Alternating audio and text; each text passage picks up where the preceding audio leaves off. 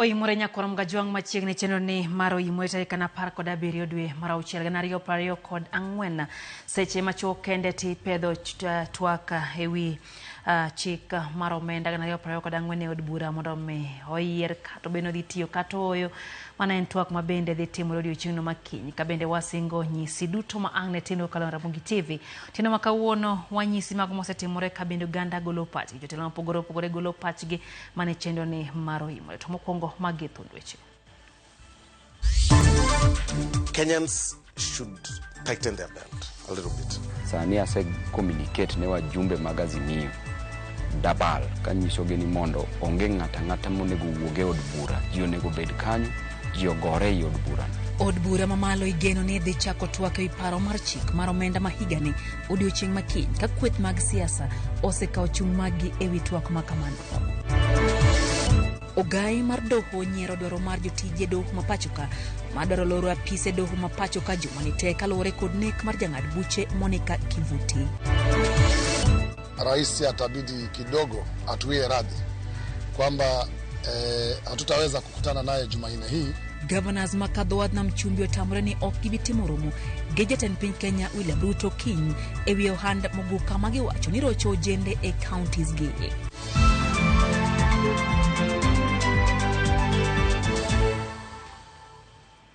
Jaloko mar Wine Wilson Ochuka machiegni nyinga Lydia Okeyo. Komiti mar od bura mochung' ne weche omenda kod chenro mag piny owacho ochano pedho report mar paro mar chik mar omenda ma higani e od bura chieng' tich ariyo mondo mi otwage kod jood bura kaponi idhi kadhe katoyo. Walter Nyambaga miyowa chal mar wach motelo ne ripodno kiny e od bura. So we are here to support. Banka miti mochung' ne weche mag omenda kod chenro mag sirikal tieko ndiko lipot mar paro mar chik Naivasha. Jakom komitino Kimani Kuria kod Lange geno ni kiny saa 8 biro pedho lipot mar paro mar chik mar omenda mag geto juogo osuru mwandu mochuno kuom japiny. Lipot ma jo od bura biro twak tich ariyo, tich adek bang'e tich ang'wen ibiro goyo ombulu mar kale kaka en kata thule oko kod jo od bura. Motelo ne mano, jalegwi kweth mathoth e od bura Silvana Sosoro onyiso chir mar kalo mar chikno to kod jo od bura kod tielo ni sirikal omosemedo omenda mar CDF ne jo od bura duto monyondo nyaka mago mag Azimio. At the end of the day, Kenyans must know that we must get a way to fund our budget. It is sometimes very painful, but it is what it is. Usoro kone kaluwore kod liet ma wuok kuom jopiny. Jo od bura nyalo biro gwetho oko moko kuom thuok paro mar chikno. Makmana ne ok dhi bedo mayot timo mano. In as much as there will be a bit of some adjustments on some tax elements, as proposed by Kenyans, there are sectors that Kenyans will have to tighten their belts. Mageti moreka jo od bura mag Azimio moting'o Mwalimu Peter Orero Makibra, nyawadgi ma Kisii County Doris Ndonya, to kone od bura no dhi dung buru. Kagi kedo mar nyudo oko paro mar chiknilo tikle. Hizo vipengele ziangaliwe, zitolewe, mwananchi asipige kelele kwa sababu sisi ndio wao ndio our bosses. So if the boss is complaining, you listen to what the boss is saying. Na mwananchi amesema hizi vitu zina affect maisha yao ya kila siku. Mama county wao ukiangalia vizuri tetea anapiga kelele. Omiyo wan kaka ODM kwa kauli moja. Wawacho ni wan wadhi pingo nikech gigi richo to nikech wasesomogi. Ok wadhi pinga nono. Wadhi pingo nikech waneno ka gik moketi gi richo. Onge piny mosegerore gi tax kende. Tax chalo ka gimine indo kama tidwa ting'ore gi ndo. Ok inyal ting'ore with your own weight. Paro ni ane achiel kuom wabunge manyaka ne chakre finance bill osebiro. An asego no throughout. E kindeno, jaod bura ma Embakasi East Babu Owino koni en owuon osebedo ng'ala manyime mar biro dino rangach mar dho od bura mar geng'o ne jo od bura manyalo biro wuok oko kendo tielo ni gibiro mana ng'anyo kanyo e od bura ne paro mar chikno ma onge wuok oko. Sani ase communicate ne wajumbe mag Azimio dabal kanyiso gini mondo onge ng'ata monego wuoge od bura ji onego bed kanyo ji ogore i od bura mondo hakikisha ni ushuru ni ok med ne jopiny nikech magi mahinyo jopiny. To ng'ata madhi temo wuok e od bura kadwoke i bunge kucho mondo mi ogo kura ogo no kik ogo kura makalo finance bill nikech finance bill inyo jopiny kabisa. Jod bura biro yudo thuolo mar goyo ombulu mar kalo paro mar chikno chieng' tich ang'wen, to mana ka gisegoyo mbaka mar kale kaka en kata thuolo moko kuom fundi mag paro mar chikno oko. Madhubuok oko sa twake od bura, boyudo wa kwa chungi geto oko ka. Boyudo ka waketo, nkecha bende jini dhi yuda iye kacha. Koro dhi yudo ka waketo jima dhi duoko gi iye koni. Koro onge ringo gini. Juduoge i od bura ka, kik wawuok bura od bura, ni wawuok, ni koro wa walk out. Wabido bede od bura ka, wagore ure od bura ka. I will not vote for a bill that introduces an eco levy, a levy that will increase our cost of production, yet our regional neighbors, our neighbors, South Africa, Tanzania, they don't have that levy and they are producing some things at lower rates than ours. I will vote no on the day that bill comes.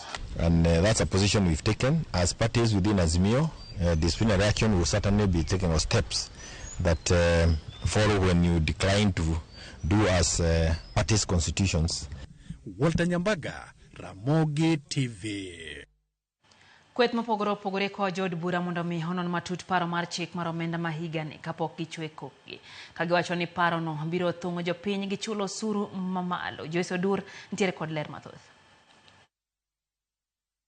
E seche ma jod bura ikore mar twak ewi lipot mar paro mar chik omenda mar higa mar 2024 odiochieng' makiny, jotend dini josalam mawuok e kaunti ma Uasin Gishu owuok oko yanga mar kwedo paro mar chik omenda no.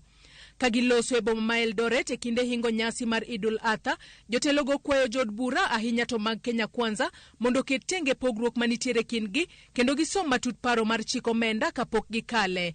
Kagiwacho ni kaponi paro mar chik omenda no kal kaka en no maonge lokruok mora mora, to jopiny mathoth biro hinyore. Mbele kuna bill ambayo inangoja ipitishwe, na ili hali mgawanyiko kwa chama kimoja kimeonekana. Tunataka kukisema tofauti zao waziweke kando, waangalie katika mswada huu ama waangalie katika bili hii linalofaa kupitishwa lipitishwe, lisilofaa liachwe, na wafanye kwa umoja wao pasi kuangalia chama wala kuangalia mirengo hiyo ambayo kwamba imejitokeza katika Kenya Kwanza imegawanyika mara mbili. Hayo yote waweke kando, wamweke Wanjiku mbele na namna gani atafaidika katika bili hii. Kwa machielo, riwruok mar jopuonjre masomo e mbalariany ma Nairobi bende wuok oko mar kwedo paro mar chik omenda, kagisingo mar wuok oko odiochieng' makiny kendo chokore oko mar od bura mondo gisund jod bura kik kal paro mar chik omenda no. Tunarai wabunge wote na wale viongozi ambao tuliwachagua waupinge mswada ule, na sisi kama wanafunzi wa chuo kikuu cha Nairobi tumeamua kwamba siku ya kesho tutaungamana na tutashirikiana na kukusanyika pale nje ya bunge la kuu la taifa Kenya na kusema kwamba wabunge wasipitishe mswada huu. Jopuonjrego yuak ne paro mar chik omenda no biro medo thungo jopiny gi chulo usuru mathoth, kagilieko ni jopiny pod ok yud chenro makare e sectors mopogore opogore mag piny owacho kata obedo ni gichulo usuru mathoth. But when it reaches a point where the tax becomes a burden, then the taxation system really does not make sense. We are also saying that for the past 2 years, the government has sought to increase taxes, which we do appreciate. It increases our tax base, we have revenue, and this revenue can be used to develop our systems. But our biggest concern is that however much the government collects, this collection does not translate to the ground. The common person cannot really see what the revenue that is being collected is doing. Healthcare is in turmoil. Education sector, everyone is complaining. So really, why do we collect revenue that we cannot account for? Wenge duto sani koro ng'iyo jod bura mar neno ka gibiro puodho paro no kata oyo. Kaluwore ni nitiere moko kuom usuru ma oketie paro mar chik mar omenda no ma osebed ka ikwedo. Joyce Odur, Ramogi TV. Jo Kenya osinyiso ichwang'ane ma gintiere godo ka koro gisingo mar chope od bura ka ging'anyo kiny ka gikwedo paro mar chik mar omenda. En ng'anyo mochan e boma ma Nairobi apeni opogore opogore ka moko to dhi nyime e mbui ma omiyo obila ma Nairobi nobagoro mar chano kaka gibiro rakore gi jong'anyo kiny e boma ma Nairobi. Cleophas Oluoch ntiere kod ler mathoth. Jo Kenya igyo wang' kaluwore kod paro mar chik mar omenda ma higani ma ichwalo od bura odiochieng' makiny ne twak. Jopiny kokalo e mbui nyaka mago maonge mbui osenyiso ichwang' margi. Ng'anyo e mbui osetimore kokalo ahinya e mbui mar X e hashtag mag Occupy Parliament kod Tokea Tuesday. Kamachielo, Okinyi ma kawuono jopiny mamoko ne onenore kaka otese matindo e boma ma Nairobi ka ginyiso jopiny mamoko mondo chope od bura kiny. Jakedo ne ratiro mar oganda ma kiny ne bede ng'anyo ma ichano bagi kaunti ma Nairobi. Lero ni en ang'o ma kiny tero gi ndara. I want Kenyans to know you can protest anywhere. Get a whistle, get a vuvuzela, write your own placard, be anywhere in the city and scream and shout and say no to new taxes. Lazima zakayo shuke. En singo ma joma dhi ng'anyo ochiwo ni ok gibi bedo gi gige lweny. Koro gikwayo obila mondo mi omigi arita makare. And Kenyans are concerned, will there be violence? There will be no violence unless the police bring violence. But what you have done, we are working with lawyers. We are going to deploy lawyers in every single police station. We have bail money and we have a team on standby. If you get arrested, we'll bail you out. Olero ni kiny oganda nyalo ng'anyo ka gintiere kamora mora. But protest from anywhere, from Ambassador all the way to Nation Center, all the way to GPO, all the way to Haile Selassie Avenue, railways. Nairobi tomorrow is our playfield. Unless wafunge Nairobi. Wafunga by Nairobi to enter State House. So tell Bungei, by the way, there's an option. If he thinks you can't go to Parliament to go present our petitions, why not State House? Jopiny mageno ng'anyo oseikore nade ne timbe obila. Bende gisekono obila paro margi mar ng'anyo. Na tunakuja na t-shirts. Hakuna bunduki, hakuna vita. We are coming unarmed to exercise Article 37 of the Constitution. I sent Kwame a message, he received it, akani blue tick, but alisoma. I went to OCPD Central, delivered a letter, OCS Central delivered a letter, I went to OCS Parliament, they know about us. So as they plant unarmed, that means you don't have any weapon, you don't have a knife, you don't have anything. A placard is not a weapon. So we're asking IG Kome, County Commander Bungei is my friend, all of them, join me in the streets. We are fighting for you as well. Magi gin weche manochako jumbe mokalo ka jopiny ne onyiso ichwang' magi magintiere godo ka otenore kod budget kod paro mar chik omenda ma higani. Mae ne omiyo rwak moko kuom jood bura e grup mar WhatsApp kendo nembnigi ne oke mbui. Ng'anyo mochano odiochieng' makiny omiyo bende obila mopogore opogore ne oromo odiochieng' ma kawuono mar timo kendo keto ikruok makare motelo ne odiochieng' makiny mar ng'anyo. Kaluwore gi komanda mar obila e kaunti ma Nairobi Adamson Bungei, owacho ni ikruok giseketo maber mar neno ni onge ng'ikruok moramora mabiro bedo e boma ma Nairobi kendo gibiro keto arita makare nyaka alwora mar od bura. Cleophas Oluoch, Ramogi TV. Ywaruok e kweth siasa mar Kenya Kwanza ma osebedo ka nenre pacho ka igeno ni idhi bedo achiel kuom weche makoro idhi wach e romo mopangi ni dhi timore kiny okinyi. Eric Owenga nigi ripot ewi romono ma olungi kar jot ma jatend piny Kenya William Ruto. Jatend piny William Ruto biro bago romo kod jotelo ma Kenya Kwanza e kar jot mare okinyi ma tich ariyo. Romo bende geto dino fuok mosemienje chamano tok ywaruok e kind jalupne Rigathi gi moko kuom jotelo ma otendore gi Ruto owuon. Jago poro e kweth mang'eny e od bura Silvanus Osoro ma en achiel kuom jotelo mosebedo ka soko wang' Gachagua nalero ni romono biro bulo matut kido kod tim mar Gachagua. I am certain that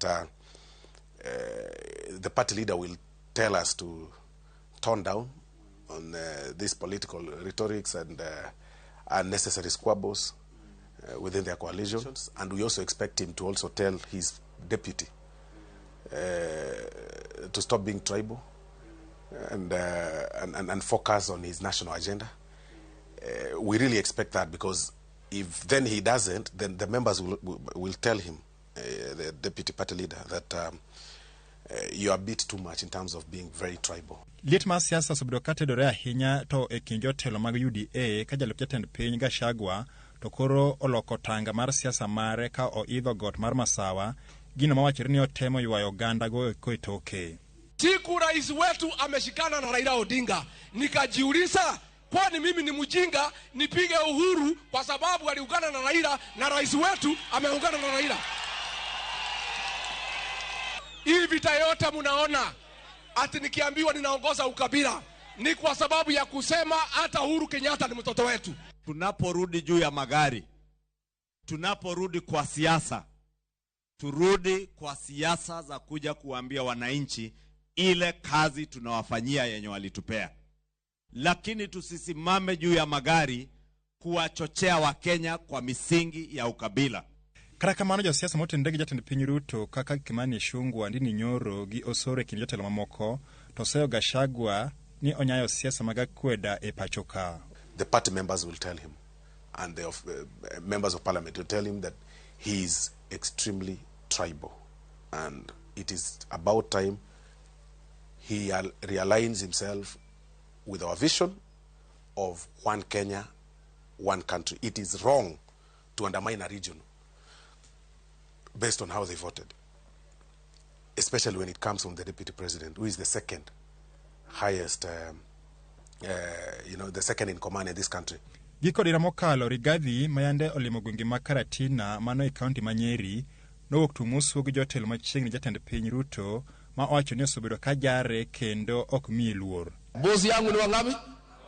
Wananchi wa Kenya na President William Ruto. Whatever the president has told me to do, I have done. And I'll continue to do na kumheshimu na kuwa mwaminifu kwake. But I cannot allow people who hang around him, his friends, to also think that they are my boss. They are not. Tungni mag UDA chal kama keto Gachagua e kinda Kuru Gasumbi wirani ma kuma pesas mag chamano dhire mondo olengre thenge. Jafet Nyakundi en jakeno mar UDA kendo ne wuoyo kama e gwenge ma Kisii. Wewe huwezi pewa uongozi na wewe ndio namba 2 katika serikali ya Kenya na unashindwa kusolve that issue of division of revenue ama maneno ya CRA ama vile pesa itagawa. Mimi nataka kumwambia kama yeye amechoka na serikali ya William Ruto, wacha ajiuzulu, awache watu wengine waendelee na kazi, kwa sababu hatutajihusisha na maneno ya siasa wakati huu.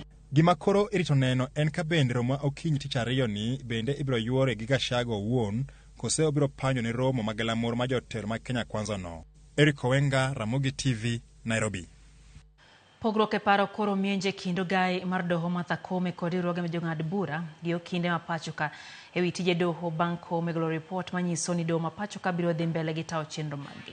Ma biro mana ndalo achiel kende bang' riwruoge go lando ne ok gibi dhi e tich jumane kaka yor nyisa achiel margi kaluwore gi nek mar jang'ad bura Monica Kivuti ka jatend obila ma pachoka osingo jiwo arita ne doho kaluwore gi dwaro mar jong'ad bura go. The judges, the magistrates, kadhis, registrars, deputy registrars, judicial staff will stop providing services from the 19th day of June 2024 to the 21st day of June 2024, both days inclusive. Manandalo achiel kende bang' riwruoge mag jong'ad bura ma pachoka lando chungo chenro mag doho jumane kaluwore gi tho mar Monica Kivuti. Ogai mar doho Martha Koome ogwenyore paro gi riwruoge go kendo golo report manyiso ni chenro mag doho biro dhi mbele are chieng' tich adek kaka pile ka domo makadara kende manonegi Monica Kivuti ema biro dong' ka olor kaluwore gi nonro madhi mbele. Koome kata kamano e ote mare ne ute fwambo oyango ni mana kaka noselandi e kinde mokalo ni tich ariyo chenro duto mag doho biro chung' kae biro teng chieng'no ne ywago kendo chiwo luor ne jang'ad bura Monica Kivuti manonegi e doho. Koome bende oriwo lwedo paro mar gedo mag doho manogol gi riwruoge go kowacho ni onge buche ma ibiro yale hema ka bende olero ni moko kuom buche go ibiro yale yor mbui. Bende okwa piny owacho mondo mi okas chenro mar chiwo omenda mar gedo mag doho go. Koome lero ni gisebedo gi twak gi jatend obila ma pachoka Jafeth Koome mar medo jiwo arita ne jong'ad bura e doho ma pachoka. E oboke mare ma ochiwo kawuono, jatend obila Jafeth Koome ne osingo ni gibiro dhi mbele gi chiwo arita mowinjore ka bende ogoyo mos kuom nek mar jang'ad bura Monica Kivuti. Komachielo jatend piny Kenya William Ruto bende ne oro ote mage makuyo ne familia mar Kivuti ka bende ojiwo obila mondo mi orid arita mag doho ma pachoka. E ote mare Ruto singo ni nek makamano ok bichak timre kendo e pachoka. Governors makadho wadnam chumbi koni ok gi koeromo gi jatend piny Kenya William Ruto kiny ewi wach ohand kit miram iluongo ni Muguka. Bang' jotelo makadho wadnam chumbi ne wacho ne gidwaro mondo mi jatend piny obag romo kodgi ewi wach Muguka mayande gi kumo sani koro gichako giloko tanga kendo gikoni ok giikore mar romo kode odiochieng'no makiny. Nyaka chieng' gibed piny kendo gichok pach jotelo kod jopiny makadho wadnam chumbi. Jojaoko nigilero. Mbona usikize Waembu peke yake, hujasikiza wa Pwani? Viongozi wa Pwani mbona hujatuita? Tukwambie, tukuelezee, ikuingie kwa akili kuwa wewe huna mtoto atakwenda kukaa kwa kigango ale Mogoka. Tukwambie ile madhara anapata watoto wetu. En ichwang mane moko kuom jood bura kadhodnam chumbi onyiso bang' jatend piny Kenya William Ruto romo gi jotelo mawuok e counties ma Embu kod Meru kuma ipidhe miraa kod Mogoka. Ma ne otimore mana ndalo machuok kende bang' counties man kadhodh nam chumbi kotelnegi kod Mombasa, Kilifi kod Taita Taveta kumo ohand mogoka kaachiel kod tiyo kode. Baada ya kuwa usikize viongozi wa pwani wakueleze madhara, research ile imefanywa, unaenda kuweka 500 million kwa mogoka bila kutusikiza. Kama wao wana kura nyingi kushinda za pwani, sitakwambia wacha tuende nalo, tutapiga vita mogoka na hatutaki mogoka. Now I want to ask my president, on this one, we feel slighted as the people of the coast. On this one of Mogoka, he didn't listen to us, he didn't hear us out, he only looked at the interests and political interests of the people of Meru, of Embu, and made a decision on that and not a national decision. Mimi, I think my president can do better than that. To bang' jatend piny winjo ywak makamano kendo chiko romo gi governors duto man kadhodh nam chumbi kiny chieng' tich ariyo, jotelogo koro oloko tanga kendo mulo iwgi ka gikoni ok giikore mar romo gi jatend piny e odiechieng' makiny. Rais atabidi kidogo atuie radhi kwamba hatutaweza kukutana naye Jumanne hii, lakini tutakutana naye baada ya mkutano wetu ambao utafanyika Ijumaa wiki ijayo hapa Pwani, wa viongozi wote wa Pwani wa kisiasa na viongozi wengine wa takriban mbalimbali katika Pwani yetu. Hili jambo sio jambo ambalo kwamba tunaweza kusema ya kuwa ni la Abdulswamad, la Mung'aro ama ni la gavana. Hili ni jambo la jamii. It has nothing to do with us as governors. We only simply took yani tulichukua lile jukumu tu ya kuweza kusema ya kwa nao tuweke mguu chini katika jambo hili. Kotel negi kod governor ma Kilifi Gideon Mung'aro giramo kendo nyono kar tiendegi ni pod gikwedo hand mogoka kaachiel kod tiyo kode kadhodh nam chumbi mangima kendo nyaka sani pod ok gine gima dimi gilok pachgi. En wach mabende osir lwedo gi jodong kaya e kaunti ma Kilifi madwani mogoka okum mana kaka yedhe mamoko mamero ji. Lakini kwa sasa msimamo wetu ni huo tu. Hatutaki mogoka. Tunajua unakuja unaingizwa kimagendo, lakini mogoka hatutaki. Na hii najua kuna tetesi nyingi sana. Tunaonekana kwamba sisi tumesimama tu tunakosesha biashara watu wengine. Tunasema biashara hii inadhuru jamii yetu. This is something that is statistically proven. It is affecting our young people. It is statistically proven. We have every level of evidence that 30% of the consumers of mogoka in Mombasa are children below the age of 18. Sasa sisi kama wazee wa Kimijikenda tunasema hili jambo hatulipendi, tumelikataa na tunalipinga, na ikiwa ni mambo ya biashara si lazima iletwe hapa kwetu. Wao kama wanafikiri kwamba haya madawa hayana madhara, basi wauziane kule. Mwanadamu gani aliyoruhusiwa kutafuna miti, majani ya miti? Akitafuna majani ya miti tunamuita nini? Anakichaa, ana wazimu. Vijana wengi sasa hivi wameathirika kiakili, familia zimevunjika. Tutataka wale magavana ambao waliweza kufunga tuweze kuwa na kikao na wazee ili tuweze kuanza hamasa ya vijana wetu. Nyakagia sani, kaunti ma Mombasa, Kilifi kod Taita Taveta emoseketo kum ewi wach mogoka ka kaunti ma Kwale to ne okone chano medo osuru mare kod kwana taa malo 300 lori kalori makele. Kaunti ma Lamu to ne ogolo chik mondo mi use mane kuonde moyiedhi kendo kik use ne nyithindo ka kaunti ma Tana River to pod oling ewi wach makamano. George Aoko, Ramogi TV, Mombasa. Duond bura mar Movement for Democracy and Growth MDG dhi mbele gi chenro mandiko jokanyo kaka wuono na gibagoro mibwa makaka mega. Kutane kod ogany mar gima bende en jaod bura ma Ugenya David Ochieng. MDG wacho ni chenro no en mano mar miyo jopiny Kenya nafas mar riwruok kodgi ka bende gigeto medo kwana mar jogo ma ibiro yiere lemo mopogore opogore e yiero mag 2027. Ochieng osingo bende ni duond bura mar MDG biro keto kenge makare makonye kedo gi mbadhi e pacho ka. Pogo mwandu e yo makare koneno ni oganda jo Kenya ondike tich e yo madwarore.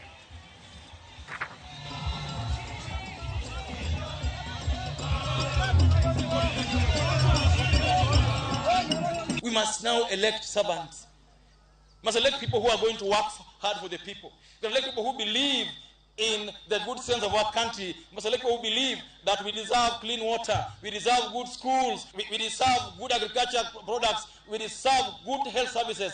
Those are people that we need to elect, not business people masquerading as leaders.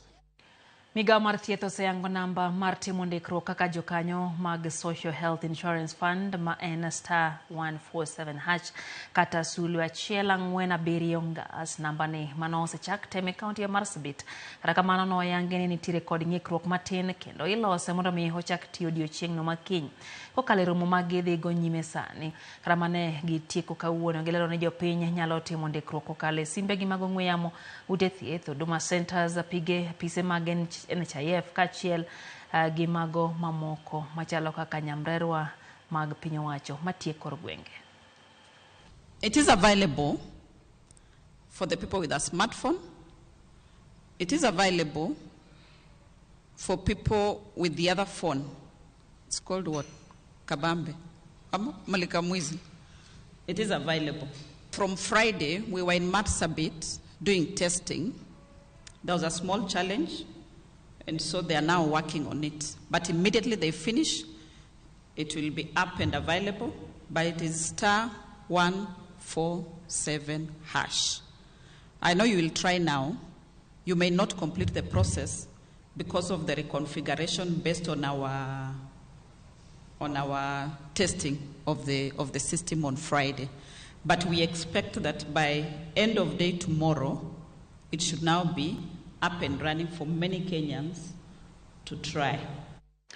Dakika na paro kod ang'wen bang' sadek mar otieno chenro en oimore wadhi mbele gi weche manyien. Kata kamano okoyo mokuongana no ka injinia Lazaro Kanyambok wacho ni jaod bura mong'eyo ni biro duogo kwayo oganda kura kata ombulu nyaka koro chik ite ne ywak oganda jo Kenya. Wacho ni ng'ama no neno ni chamo sirikal mit ne maeno kodich kata winjo ywak oganda jo Kenya dhia to oyie gi parono kendo kadhe. Kaeto wacho ni oikre chamo nyaka retirement kata eri nikech ok nochako ne hi parliament kendo kata maobo mane Navy sasa. Mano engineer Lazaro Kanyambok. Gutu John wacho ni en mar Wells Tech Engineering Nairobi wacho no yegi ng'anyo ma jopiny kiny ne bagi piny tek ma polise go kelgi akela gi kir kuom ji tiagas mano pache. Larix Mado wacho ni entiero Yugis dala gin kanyo gi Alice Matthew.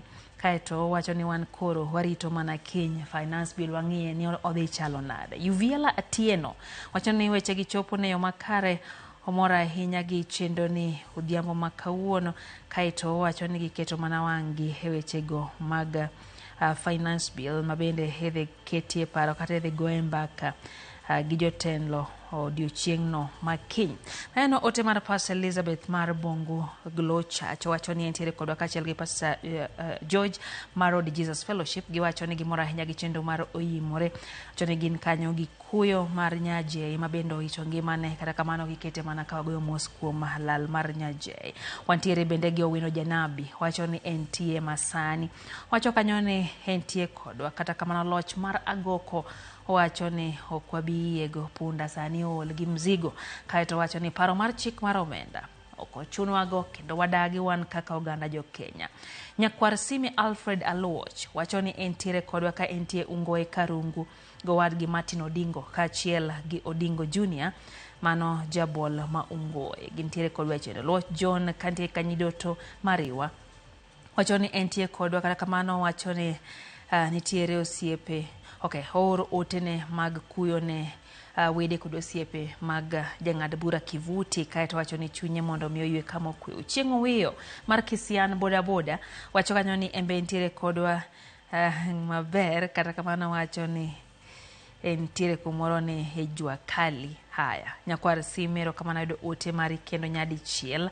Neno ka ote mar Mama Sonko Mikai Kiloki wacho ni en bende oseyuore budho entiere kodwa kata kamano wacho ni otek piny tek ng'anyo beda wainyore wan kaka ganda jo Kenya gin kanyo gi wuon pargi Kevin Adada.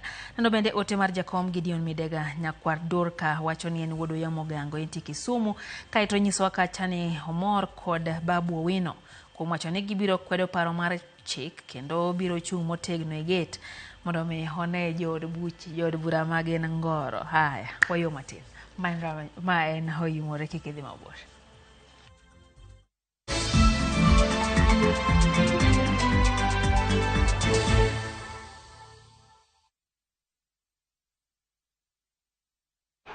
Watu ile Haya, ile best, ile finest ndiyo hii mazee. Shikisha mili na Euros with Shabiki.com. Deals ni deadly kuruka. Over 3.5 million shillings to be won. Grand prize ni mita moja. 250k weekly na 50k daily in cash prizes. Kuchangamkia hizi deals, ingia Shabiki.com. Chagua games zako safi, funga multibet at least 3 games, at least moja ikuwe ya Euros. Halafu cheza na minimum stake ya 49 bob. Shikisha mili na Euros with Shabiki.com. Not for persons under the age of 18. Authorized and regulated by BCLB license number 587. Kutuma pesa ni free na Equity. Use your Equity mobile app to send money to an Equity account for free and save on transaction costs. It's easy. Simply log into Equity mobile app, select transact, select send money, select another Equity account, enter the receiver's Equity account or Equitel number, and send. It's that simple. Save money every day. Download Equity mobile app from Google Play Store or App Store and send money to Equity for free. Kutuma pesa ni free na Equity. Equity, karibu member.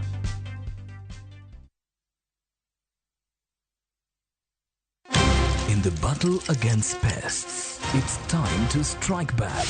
Raid Spray strikes in seconds for instant kill. Kills all doodles dead. From SC Johnson, a family company.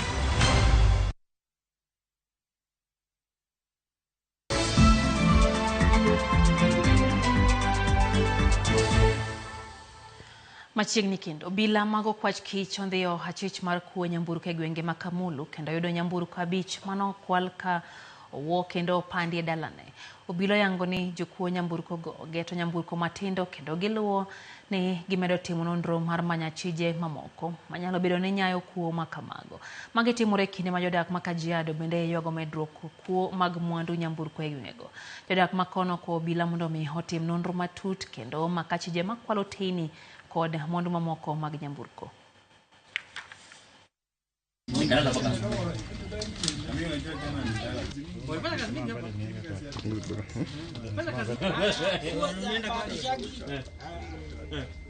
Ukuta kwangu umebomolewa, alafu wezi wameingia ndani, wamebomoa gari, wamechukua taa kadhaa zilikuwa hapo kando kando, wametoa za mbele, zimetolewa zote zikaibiwa.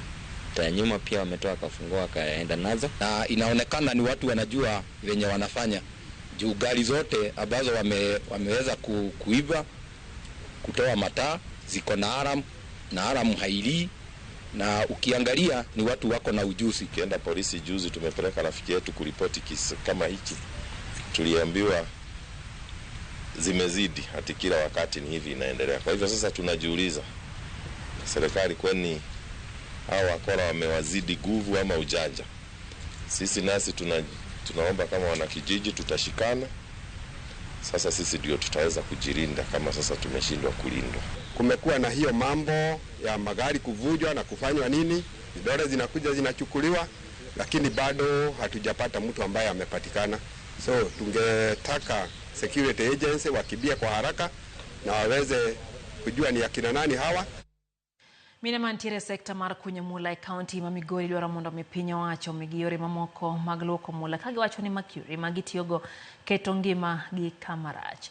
Ma minego koni Mercury magisebedo ka gitiyogo nitiere kod kwiri maketo ngima gi kamarach kendo nyalo miyo gigam tuoche matama. Jojo mane giler ko e county ma Migori. Maloyo mine gana biche county ma Migori yudo nweng'o margi kawuok e kuondego mag kunyo mula e county ma Migori mangima. Thoth minegi ema timo tich mar luoko mula e kuonde kunyo mula ka gitiyo kod kwirino mar Mercury, kwiri ma bende kelo midhiero mathoth ne dhano, jamni kaachiel kod alwora. Ng'eny mine matiyo kod Mercury luoko mula onge kod rageng' moro amora kendo ma iketo ngimagi kama rach mokalo. Luoko matimono en gima akwano kaka tija matimo mane kama ondika ma ayude kaka konyora kod nyithinda. Tiyo gi Mercury, geng'ruok moro mar Mercury onge, ila being ni wasebedo ka wadhi e trainings monyiswa ni Mercury is dangerous to our lives. Koro wajomo osedhi wabiro to wanyiso jomoko. Moko kuom mine osewito ngimagi nikech tuoche ma itudo kod kudi mar mercury magitiyo godo e kuondego ma kunyo mula. Ibro yudo ka samoro nikech mercury ok en gima ber gi ngima, gibro bet ka giyudo tuoche mamoko mane ok gichano like cancer iwacho ni giyudo nikech mercury ma gitiyo godo seche duto. Eunice Atieno men chiel kuom mine ma osebedo serani mar kunyo mula kuom kinde mathoth. Wach nitiere mine ma osewito ngimagi nikech kwirini mar mercury magitiyo godo. Koro mama mane Teresa Rensakno nyocho tho gi cancer ma already ne waseike because of cancer nikech notiye mine and so many others. There was also a lady who died near my home. Kanodhi timne postmortem after death no yud ni chunyo kethre. Migori as a whole wan gi mine mang'eny ma bede processing part. Like kaka ing'eyo ni mine ng'eny gi gin gikonyowa weche ma ka wasedhi wakunyo to gibiro kendo gikonyowa mondo wa process mondo wayud dhahabu. Wan gi mine over 5,000 matimo gini to gima challenge ma gin go iyudo ka gitime gi lwetgi nono gionge gi PPEs protective gears ma nyalo tiyogo. Atieno wacho ni piny owacho pok omiyogi yore mamoko mar luoko mula mondo koro giwere kod tiyo kod mercury maketo ngimagi kama rach mokalo. Gima sirikal onego tim ni up to this moment nitiere these NGOs ma wacho ni nitiere new technology monego koro ginego gitem mondo mi gidonjie wach ni kendo mondo timre mapiyo mondo new technology obi. Tend jokuny mula e kaunti ma Migori wacho ni gisetemo keto kenge mathoth mar rito ngima jokuny mula ma oting'o puonjo jokuny mula e yore mag geng'ruok e kinde mag tiyo kod mercury. The government pok omiyo alternative lakini kaluwore ka wasebedo kuwuoyo wan gi hope ni gidhi miyowa gine kapok higani orumo wadhi bedo kuonde mwanyalo time bedo gi free mercury recovery ma higani kapok higani orumo. Akoro wabiro tiyo gi yo machielo mopogore gi tiyo gi mercury moseyudo ka inyo ngima dhano kata mana inyo ngima chiaye nikech chemical ni dhi nyaka e aora kama rech chame to wambe wachamo rech kama dhok modhi pi kae to dhok be hinyore ma biro kelo na konyruok maduong' e Migori County. E higa mar 2013 piny Kenya en achiel kuom pinje manoketo kokgi e winjruokno ni gidhi manyo yore mamoko mar luoko mula kendo giwe tiyo kod mercury, winjruok mane otim e pinyno mar Japan ma bende ong'ere kaka Minamata Convention. Higni maromo 10 osekalo, kata kamano mae koro pok okete tim kod piny Kenya. Penjo maduong' en wabiro rito nyaka karang'o mondo ko warit ngima jogo eko mantie kuondego ma kunyo mula. Jo Juma, Ramogi TV, Migori. Jodak e kar chung'od bura ma Banisa kaunti ma Mandera obago ng'anyo ka gidwaro mondo mi sirikal mamalo kaw okang' mar neno ni duol mochung'ne yiero pacho ka IBC oketo chenro mar yiero matin mar jaod bura ma kanyo tok tho mar jaod bura machon Kulo Malim Hassan. Jodak go ywak ni bedo ni gionge gi jaod bura osedoko gi chien kendo chenro mag dongruok bende odok chien e gwengego kendo osekelo negi midhiero mopogore opogore. Jotelo mag gwengego koro dwaro mondo mi sirikal mamalo tim lokruok ne chike mag IBC mondo mi jakom duol no thuolo mar keto chenro mar yiero.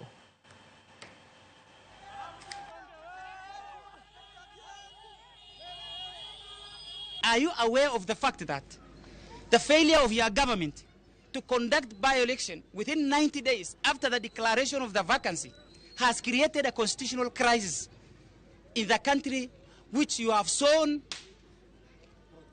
to protect its constitution? Mr. President, it is because of all those reasons we are requesting you to actively help resolve this matter. Because each day this by-election is delayed, is an additional day we continue to suffer injustices. Wakilishi wa bunge katika national, yani bunge wa kitaifa warekebishe katiba ili secretariat ya IBC wanaweza conduct by election, kwa sababu wasipofanya hivyo tutazidi kuongoja na kuongoja itatuumiza na tutarudi nyuma kimaendeleo. Rais atengeneze aunde kamati ya IBC. Election afanye haraka. Zamani miezi 3, sasa miezi 15. katiba hii Kenya umri yake bado bita. Kwa hivyo sasa tubate haki yetu, sheria yaendelee, mambo ya kona sisi tutaki. Jodake sub-county Manyando e county ma Kisumu hemadhi kungo yudo sir mar omenda e chenro mar bero alwora. Chenro mabende geto riwruoge mag jogo makedo kod lokruok chal kod lwasi e kor gwenge. E romo kelo kanyakla jotend riwruoge alwora mar Nyando kotenore kod jakom mar board mar Tendalensi ma hera wasi Professor Humphrey Obora. Jopiny gorwako chenrono hakoro gigeto jiwo chenro mag rito alwora. Chenrono madhi muonyo omenda maromo siling bilion 27 oyange ni dhi kawo higni 20 kabendi geno ni idhi siro chenro moko mag dongruok kaka gero apeyni, kuonde thieth, medo ndhadhu e chenro mag pur kod siro chenro mag rawere moyangore kaka joked ne ler kod ber mar alwora. Ne wach gik matimore mag changes mantiere environment e sana e alwora wa kaendi e Nyando line kaendi wantiere gi chandruok mang'eny. Koro wan wamedo mana sirogi ni gibeda dhi nyime. Adwaro ni mondo walos grubewa kendo wawuo kod jowa mondo kata ka wanyalo yudo puothe ma watimore nade mwapure mwalose mwapidhe yien mondo chandruok maduong' manyo wan goni obed maonge. We are here to support and improve the natural environment. We move along with the program called Trust to Impact. It's backed up by companies, governments in Europe, governments here and governments locally. Ka yudo tiegruok mipidho godo yien, tichako pidho yien, tichako chuli.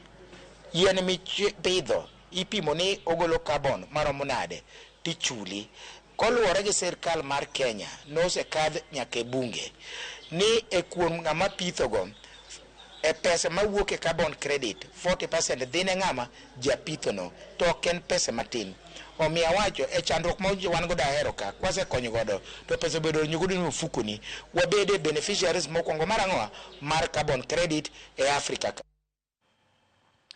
Jotuo mag kansa e kaunti ma Kwale kwa sirikal mamalo kod mano mar kaunti mondo mi otim puonj mag kinde ka kinde mondo mi omed kwan mar ji mawuok oko mar timo pim ma omondo. Jotuo gi ywak ni nengo mar thiedho kansa sani oidho ke pacho ka kende kendo winjo mi piny owacho chaka manyo yore mag reso ngima oganda kapok tuo ketogi piny. Ne giloso bang' wuotho kuom kilomita 9 malando ne ji ber mar pim ma omondo mar kansa kaka achiel kuom yore mag konyo e chako thieth machon mar geng'o midhiero ma kansa kelo ka ofwenye modeko.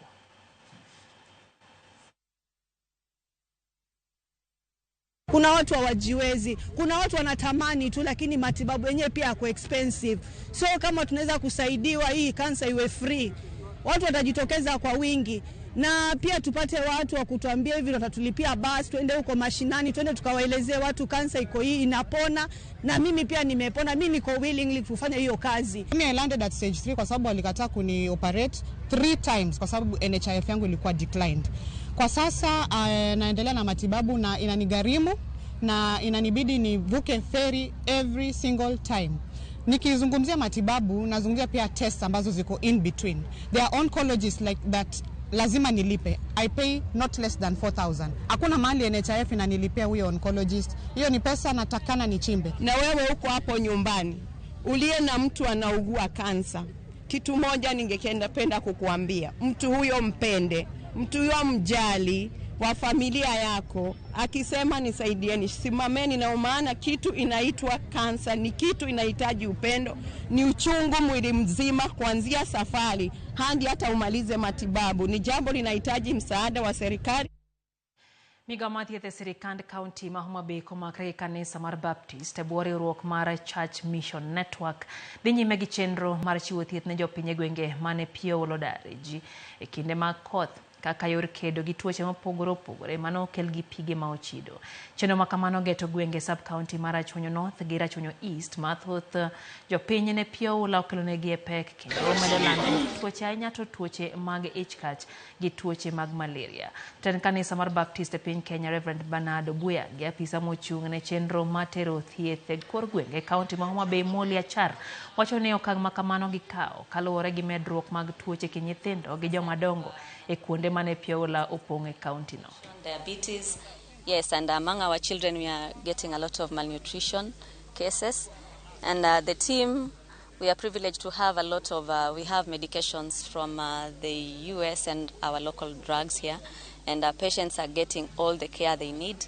Minor surgeries have also been done on the sites that we are having these camps. So gimwafwenyo motimore ni tuoche mang'eny mwathiedho sani owuok kalore koda aoche manyopong okelo gik maricho e kor gweng' pi manopong' kamoro amora nikech wan kod tuoche mag ich.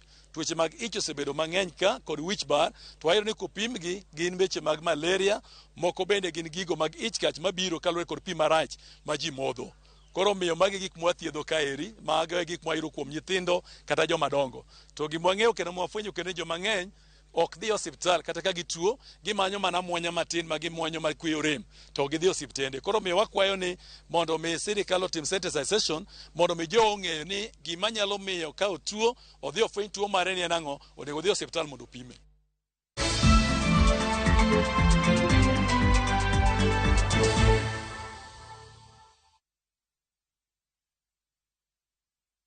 Hi there, I'm your new friend Panda from Paokwa. Come along for our adventure today as we take you through the hummingbird tales. Kim and I are going on a camping trip with our Scouts troop. But first, Tilly, AJ, Kim and Pendo will explore some inspiring African stories. we will learn together about Dr. Rachel Masake. Can I ask you what you are good at? Maybe you can draw or run the fastest in your class. The little ones of all ages will continue learning as they watch the best content on the go only on Viusasa. There is so much to explore.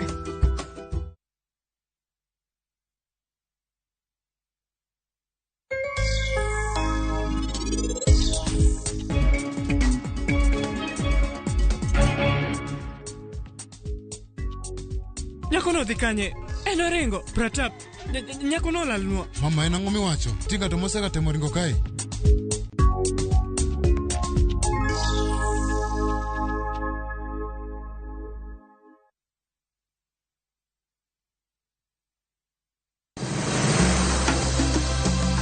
Nyakwar Ramogi, bende ing'eyo nonro mar gweng'u? Jakawine manochako ya Molok. Kisumo en kama ne ji biro dwere.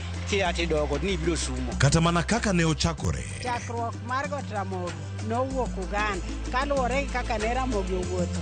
Tich ariyo ka tich ariyo, Millicent Adhiambo. Machiegni e chendo mar ng'e gwenge wakatielo makawuono wakelo ni nonro mar gwenge yo Koloni kendo mi lere nyinge, chakruok kachiel kod humb gwenge mopogore. Somo nowuok kuom nying mar Kesoma. Ei manyaka kaendi, umbe landore kod ang'oa. We wawinj anena. Sa adek otieno, mana e Ramogi TV.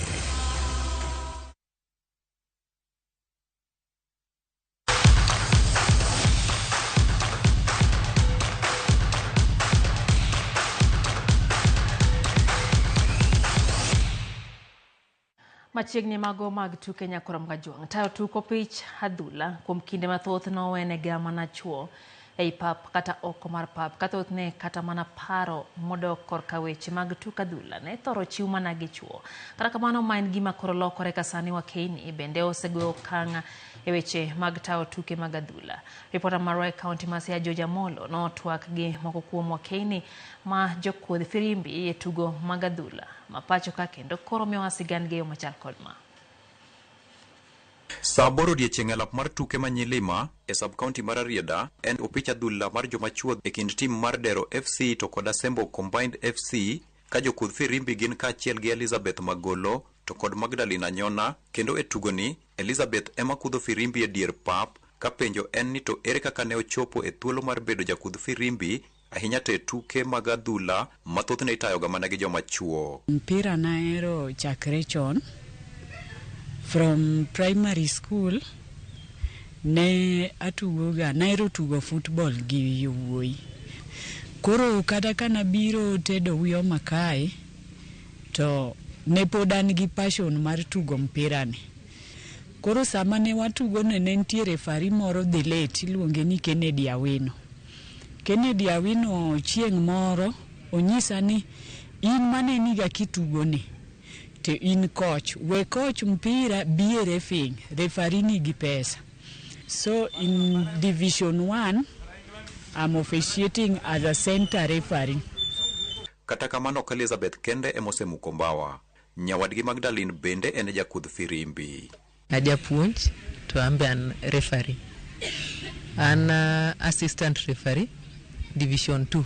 Ana chako mpira kaja primary na aero mpira sana kaja class 5.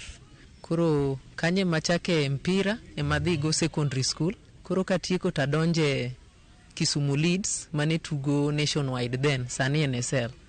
Kuro from there ema kuro ayudo go interest. Giwacho kata kamano ni kata obedo ni gik moko tinde olokore kendo gin bende ginyalo yudo thuolo mar tayo tuke mag adhula nyaka mag joma chuo to obadho to pod gikalo e maka gi kacha. Number 1 kaka wacho ni players bedo violent gineno ni this is just a lady and we are men, we are above her. Gineno ni giming'eyo kanyo onge. And then challenge moro kendo ma wayudo kidhi kamoro coach neni ni ma lady referee ma ok nyal decision seche moko ma wa make iyudo ni player no seketo mentality ni ma ng'ama mama. Koro kata ki make tineno ko react no biro ni mondo tema ne kinya change mind nicha. But koro yuda ni kisenge laws of the game go to kori beda strict. Kata kamano gichung' kar tiendgi kata ko bedo ni thothne gikalo e obadho mathoth e kinde magitayo tukegi. Seche moko inya bet expectant inya mako ich. To kapo ni mako ich ting'e ni dok piny. Koro yudo ni kitieko ng'ei dog e fitness bi dog back dendio dog normal bi bed assessed baduoki kama ne intie cha. Nonro bende yango ni oseyudore ni jokudh firimbi ma wakeini emosebedo katayo tuke mag adhula e yor ratiro kendo e yo mohuyanga. Aneno ni referees manyiri ber kata ma female ber. Gimiyo giber en gima ne ok gitin. To koro koyudo chance no nyalo time. Otime ma ok nyalo favor team moro amora. Ka wakeini ma jokudh firimbi gi wacho ni pod gin gi lek mathoth e paw tuke mag adhula. Chunya ne gombo ni asude malo chieng' moro be a officiate Premier League. Amba gombo chieng' moro ni kake Mary Njoroge no dhi World Cup ma women. Ambe chieng' moro achope kanyo. Elizabeth kod Magdalene gin ranyisi makende ni duto nyalore kendo tije ma joma chuo nyalo timo wakeini to koro nyalo timo e maberie moloyo. George Amolo, Ramogi TV, Siaya County. Bang' ndiko historia kaka tim mokwongo ng'ado tiko mar yore tuke adhula pinje duto, Junior Starlets jotugo manyiri ma hikgi ni piny mar 17 biro tugo kata timo ikruok margi makare motelo ne tukegi mibiro bagi dwe mar 10 nyaka 11 higani e piny mar Dominican Republic. Kano Welap ma Ulinzi Sports Complex jatend migawo mar weche tuke Babuna Mwamba nolero ni sirikal biro siro nyidendigo ka gibiro terogi e piny mar Spain kama gibiro timo orako margi kuom jumbe 3 kapok gidhi e piny mar Dominican Republic. We want to make Africa proud and we want to make Kenya proud. We have identified a place for their training. We'll be taking them there 3 weeks to the start of the tournament, and we will be announcing formally the details of that program. But yes, we have a very good program to prepare them well so that they can go to compete effectively against the best in the world. When we go to Spain, hopefully we will find other teams camping there, and then we'll get friendly. Once the draw is out, which group we will be in, then we will know which other teams we can look for and where they are. There's a lot of planning going around these things when you see them being done on the pitch. If the support and it continues the way it is, and we have super preparations, you have not seen any disruption with these girls, you've never heard any stories, funny stories, and for that reason now they're going to the World Cup. Jodite keme mpogore pacho kaka achiel gi obila marito le mag bunge karito le mag bunge ma Lewa Conservancy no bedo gi piem mag wuoth e bunge ma Karura kaka yor choko omenda ma ibiro tiyo godo e piem mag Lewa Marathon ma biro timo tarehe 29 dwene. Piem ma Karura mano otele gi kambi tudruok mar Safaricom ma ji maromo 200 mano bedo gi piem mag kilomita 20,000 kada kilomita 21 ga 15 ma ne en piem mano bagi kuom thuolo mar 2 e jiwo jotugo mayudre alwora ma Nairobi mondo yore ng'we ma Lewa Marathon ma osekelo lokruok maduong' e alwora ma kar rito le bunge ma Lewa. Ng'we ma Lewa Marathon ma osebedo kuom higni 25 osetigo mar choko omenda maromo milion 805 ka ng'we ma higani biro bagi tarehe 29 oywayo jong'wech maromo 1,500. We started sponsoring Lewa even before the business was born. So it's fantastic to be involved in an event that is about conservation, that's about supporting community, and it's also about really living our purpose of transforming lives. So we sponsored Lewa for 25 years. We've raised in total more than $8 million that has been used to support communities. This year we will be sponsoring and with a check of 25 million Kenya shillings. We are actually saying let's shine on with Safaricom because for 25 years we've seen this impact firsthand, and as Lewa we really appreciate because that impact is felt on the ground, and probably to speak on behalf of the communities that really benefit from this support, this funding, from this partnership. Kawadhi nyake piny mar German gonde adek kawuok kuom jatugo Nicolas Tanshu, Razvaz Marin gi Dennis Gracias goko nokonyo tim mar Romania